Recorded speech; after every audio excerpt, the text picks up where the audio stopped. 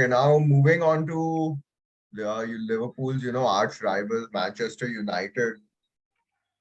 This window for them was an absolute whirlwind. Like from, first the whole Ten Hag's arrival to, not signing anyone for months and their Yeah. failed pursuit of Frankie de Jong to then going on to splash equal the world record, like the British record transfer for Antony, signing Casemiro, signing Lisandro.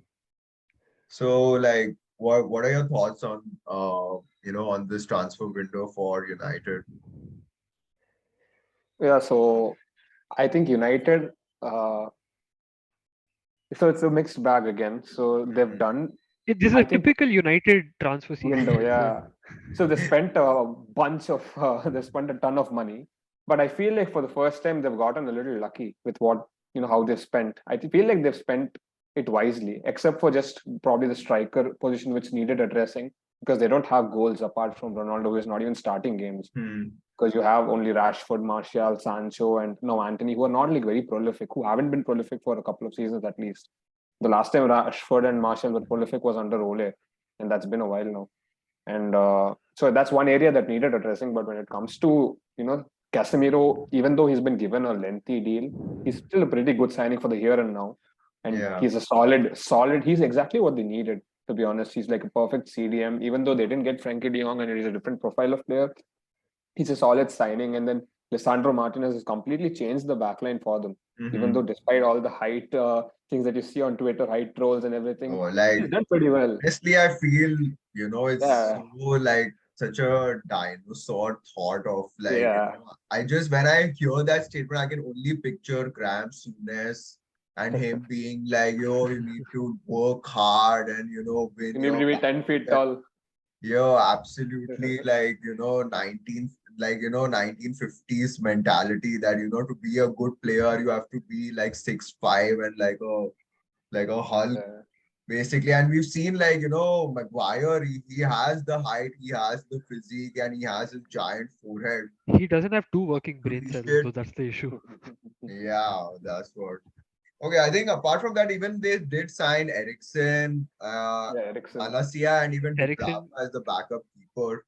Yeah. yeah. So like okay, we've spoken of them, but like, what are your thoughts on Anthony? Like 100 million for a player from Eredivisie, and we've seen players from Eredivisie who've absolutely destroyed the league, like Depay in the past, and even Bergwijn more recently, who are getting close to 40 goal Yeah. contributions and struggling in the Premier League.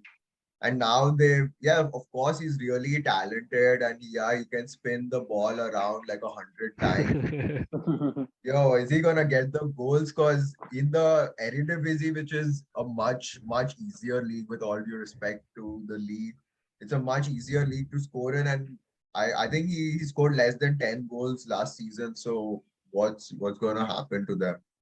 Yeah, sorry, was there just one sec. Anthony No did that problem. weird spinning thing on again, I don't know if they're even aware of the It was fact that his they're this making thing fun of. Even introduction the video, I think, isn't it? presentation Yeah, video, yeah, yeah. yeah, yeah. Yeah, yeah, yeah. God. It reminds me of Sanchez playing the piano, and that was trolled Oh, for like years to come. it's an omen. It's an omen. Because Yeah, Yeah. I'm trolled telling you, with all him. these players with like the who come with this huge price tag, like every match he doesn't perform, every spin that Mhm. he does, every Yeah. time he misses a chance, this is the first thing everyone's gonna throw at him was like 100 million, and what do you have to show for it? So, And it'll uh, be the opposite also. Every time he does a step over, United fans are gonna hype it up true, because typical exactly. United fans.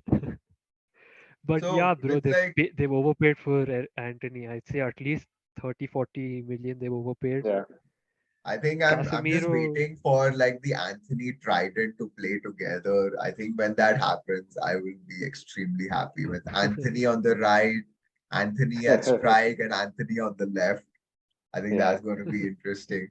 But like based on these signings, like I think at the end of last season, if we were to have predicted where United would have finished, it would have been like honestly, personally, at a point, I thought they would struggle to make it into the top half of the table even.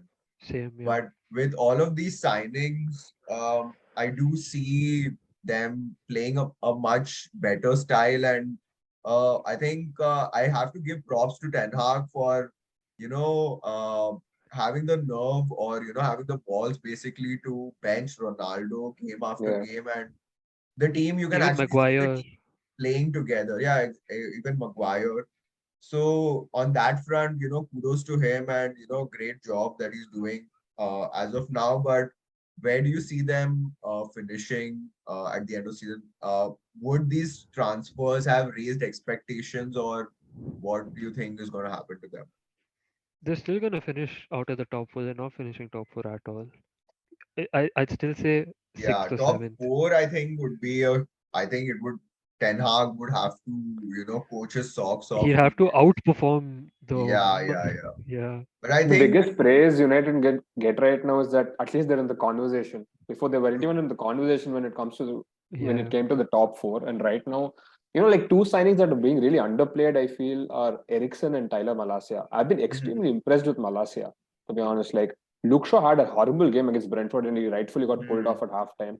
Malacia came on in the second half, and they, like, although it's not a thing to write home about that United didn't concede in the second half against Brentford, but that was, I feel, largely down to Malacia's industrious work ethic on the left, and he looks much more Even solid. like on his performance, even against Liverpool, he was the one who was able to keep Mo Salah quiet for the Exactly, entire game and pretty much nullified. He was like, I don't think I remember seeing yeah, Salah do anything memorable in the game, correct, yeah. He but scored that was though. all down to But yeah, other than that, yeah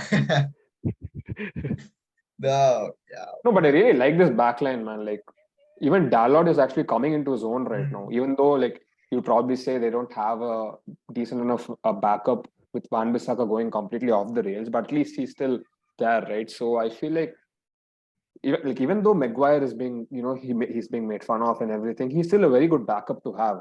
So like right now your starting backline is fixed. They've had two clean sheets in a row. They only Yeah. conceded one against Liverpool. And that's like a great thing, to be honest, considering all the problems that they've had at the start of the season and in the past.